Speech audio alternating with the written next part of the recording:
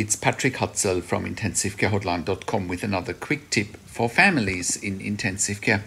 So we're getting tons of questions and emails from subscribers, and one question that I wanted to quickly address today is from a lady who says, I want to know what went wrong when my husband was in ICU, and why did my husband have to be put on a ventilator and in an induced coma?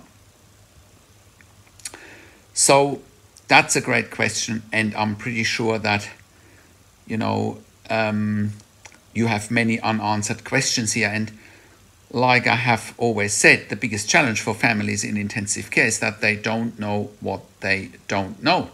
They don't know what to look for, they don't know what questions to ask, they don't know their rights, and they don't know how to manage doctors and nurses in intensive care. And that's exactly one of those situations, again, where you don't know what you don't know. So why do patients in intensive care go on a ventilator? Well, they go on a ventilator because maybe they've had elective or non-elective surgery and they need to be placed on a ventilator to deal with the aftermath of surgery, like cardiac surgery, or after multiple trauma, or brain injuries. That leads people often to an induced coma and a ventilator, but also other issues such as pneumonia, for example, neuromuscular diseases. So there could be a multitude of issues why your husband ended up on a ventilator, but at the end of the day, he couldn't breathe for himself. That is one of the main reasons he ended up on a ventilator. Maybe he had a cardiac arrest, maybe he had a heart attack, maybe he was in ARDS, in lung failure. There could be a number of reasons. Now, you're also asking what went wrong. Now, this is a very generic question. Just because your husband has gone into ICU and has been placed on a ventilator doesn't mean that something has gone wrong. Maybe it was just a necessity for him to get on the ventilator to stay alive. Unfortunately, you haven't detailed what exactly happened and why your husband was in ICU and what did go wrong.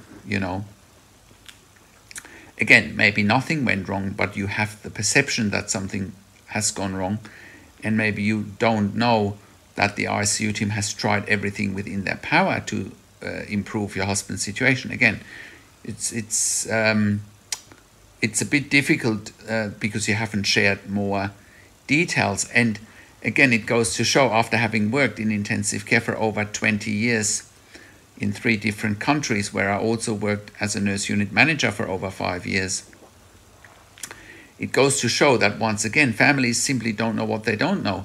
They don't know what to look for. They don't know what questions to ask. Has your husband, God forbid, passed away? Is there some long-term damage from his ICU stay? Again, you haven't shared any of that. Maybe everything went as in the best interest of your husband. Maybe they did do everything they could, but it still didn't turn out right. So the best next step in a situation like that, if you really want to know what went wrong, is to look at medical records. I mean, we always recommend to get access to medical records as quickly as possible. Get a second opinion from us as quickly as possible when you have a loved one in intensive care, so that you have professional help, so that you're not relying on intensive care teams only telling you half of the story, unless you know what questions to ask and what to look for. And again, that's where we can help you very fast. Get access to the medical records, or now it sounds like it's too late, but you can still send them to us, and then we can do a medical record review in retrospect and find out what's exactly happened, and find out whether there has been any medical negligence. Answer all your questions that you have to find out what went wrong. So that's how we can really help you to get closure on those highly emotionally charged situations when you have a loved one in intensive care. We can really help you with getting closure after the event, and we can help you by reviewing medical records. But we much rather prefer helping you in real time, so you don't even need to scratch your head of what's happened. If you have someone holding your hand while you have a loved one in intensive care, that is so much better, because you want to anticipate what's happening. You want to make sure you are managing intensive care teams so that they don't manage you. And once again, that's exactly what I can help you with, helping you managing intensive care teams so that you get better outcomes, so that you can make informed decisions, have peace of mind, control, power, and influence when your loved one is in intensive care. So that is my quick tip for today.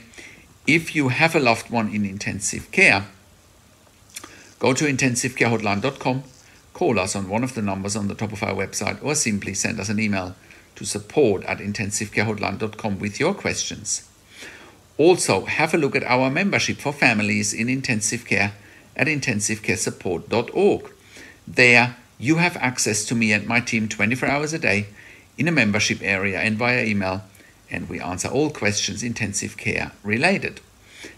As I mentioned, if you need a medical record review for your loved one in intensive care, we can help you with that in real time, so you can have a second opinion in real time, and we can guide you through the process step by step. We can also ask questions on your behalf to the intensive care team, or we can set you up with the right questions to ask, so you don't have to come back and ask what went wrong and why did your loved one get on a ventilator. So you don't have to ask these questions when it's often too late. You got to ask those questions in real time.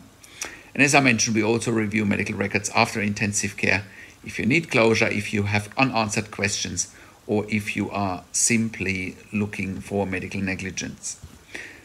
Now, subscribe to my YouTube channel for regular updates for families in intensive care. Click the like button, click the notification bell, share the video with your friends and families, and comment below what you want to see next or what questions and insights you have from this video. Thanks for watching. This is Patrick Hutzel from intensivecarehotline.com, and I'll talk to you in a few days. Take care.